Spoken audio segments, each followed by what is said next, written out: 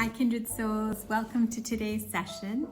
I wanted to talk to you a little bit about wonder and awe today.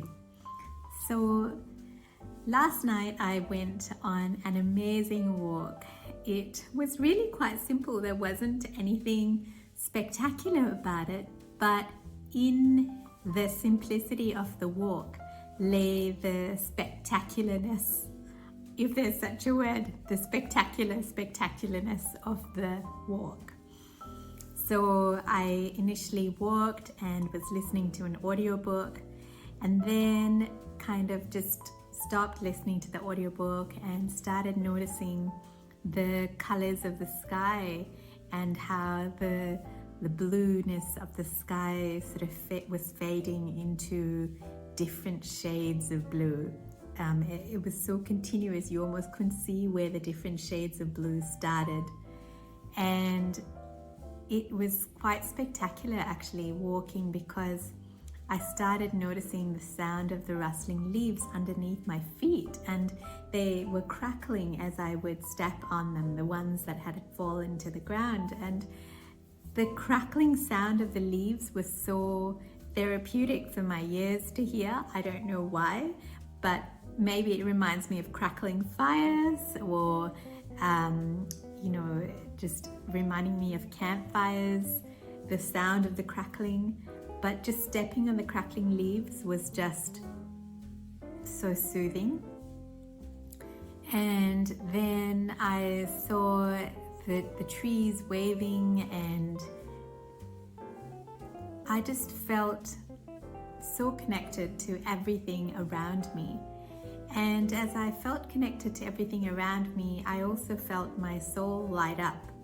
And for me, this is something that just filled me up with awe and wonder for that which is already naturally around us.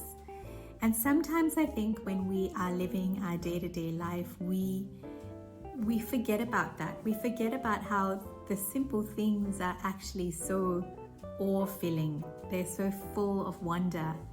And